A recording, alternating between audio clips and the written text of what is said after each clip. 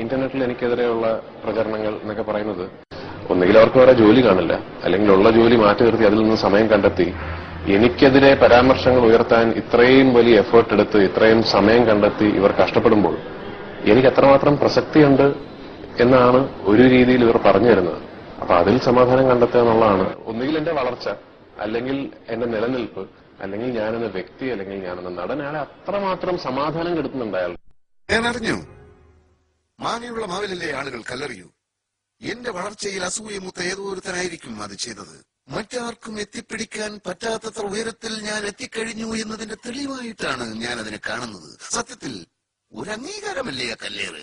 എന്റെ 7 പടങ്ങളല്ലേ വരി വരിയായി സൂപ്പർ ഹിറ്റായത്. അത് പലരുടെയും ഉറക്കം കെടുത്തിയിരിക്കുകയാണ്.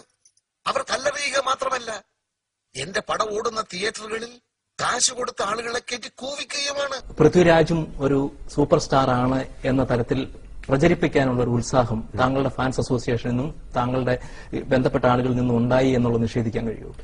എന്റെ ഫാൻസ് അസോസിയേഷൻ തീർച്ചയായിട്ടും അവർ പ്രചരിപ്പിക്കും. അവർക്ക് 2 മാധ്യമങ്ങൾ പൃഥ്വിരാജ് പുതിയ മുഖത്തിന് ശേഷം സൂപ്പർ സ്റ്റാർ ആയി എന്ന് എഴുതിയാൽ അവരത് ഏറ്റുപിടിക്കുമെന്നുള്ളതിന് യാതൊരു സംശയമില്ല. അവരെന്നെ സ്നേഹിക്കുന്ന, എന്റെ സിനിമകൾ പ്രോത്സാഹിപ്പിക്കുന്ന, ഞാനെന്ന് പറയുന്ന നടന്റെ വളർച്ച ഒരുപാട് ആഗ്രഹിക്കുന്നു. എന്തോ ചെയ്യുമെന്ന് പറ. ആരാധകർ നാറികൾ ഈ ഹൈദരാബാദിൽ ഒറ്റ സ്വയം തരില്ല എന്ന് വെച്ചാൽ ആരാധകർ വെട്ടുകിളികളെ പോലെയാണ്. ശല്യം ചെയ്ത് തുടങ്ങുമ്പോ തന്നെ ഓടിച്ചില്ലെങ്കിൽ നമ്മുടെ കൃഷി അപ്പാടെ നശിപ്പിച്ചു കളയും.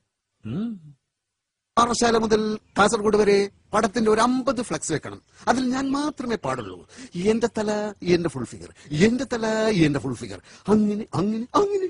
എന്നെ താരം എന്ന് വിളിച്ചു തുടങ്ങുന്ന സൂപ്പർ താരം, യങ് സൂപ്പർ സ്റ്റാർ എന്നൊക്കെ വിളിക്കുമ്പോൾ ഏറ്റവും പ്രധാനമായിട്ട് ആ നടൻ മനസ്സിലാക്കേണ്ട കാര്യം, ഞാൻ മനസ്സിലാക്കേണ്ട കാര്യം, ഇതൊന്നും ഞാൻ കഷ്ടപ്പെട്ടുണ്ടാക്കിയൊന്നുമല്ല. അത് ഒരു സ്നേഹത്തിന്റെ പുറത്തൊക്കെ ആൾക്കാർ എനിക്ക് തരുന്നതാണ്. സൂപ്പർ സ്റ്റാർ, മെഗാ സ്റ്റാർ, മറ്റേ സ്റ്റാർ എന്നൊക്കെ പറയുന്നത് എനിക്ക് യാതൊരു, to be very frank, I am being really frank here, എനിക്ക് അതിനെപ്പറ്റി ഒരു താല്പര്യവുമില്ല.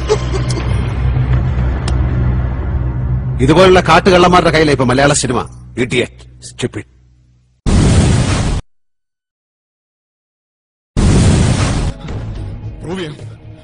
ഞാൻ പ്രൂവ് ചെയ്യാം.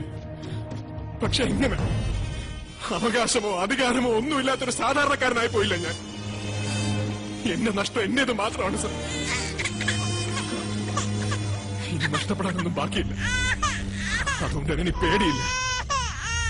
വിടില്ല ഞാൻ, ഒരുത്തനെ ഞാൻ വിടില്ല. ഇതിന്റെ പുറകിൽ ആരൊക്കെയാണെങ്കിലും ഇനിയൊരു ജീവിതം തകർക്കാൻ അവരാരും ഉണ്ടാവില്ല. അതിനുവേണ്ടി പടച്ചവൻ ബാക്കി വെച്ചതാണ് എന്നെ.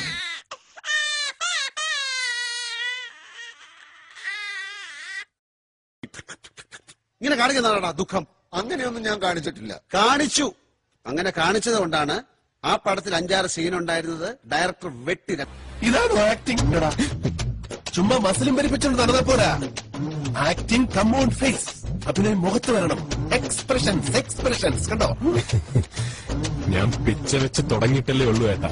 ഏട്ടന്റെ എത്ര ആകുമ്പോ ഞാൻ ഓസ്കാർ വാങ്ങിക്കും, ഓസ്കാർ. ഒത്തിരി സഹിച്ചാണ് ഞാൻ. ഇനി വയ്യ. ഈ സിനിമയെ നശിപ്പിക്കാൻ ശ്രമിച്ചാൽ നിന്നെ കത്തിച്ചു കളയും. നിന്നെ പോലുള്ള വിവരദോഷികളും അല്പന്മാരുമാണ് മലയാള സിനിമയുടെ യഥാർത്ഥ പ്രതിസന്ധി. ഒട്ടനേകം പേരുടെ ചോരയിലും കണ്ണീരിലും വിയർപ്പിലും കെട്ടിപ്പടുത്തതാണടാ സിനിമ. അത് നശിപ്പിക്കാൻ നോക്കിയാൽ സമ്മതിക്കില്ല.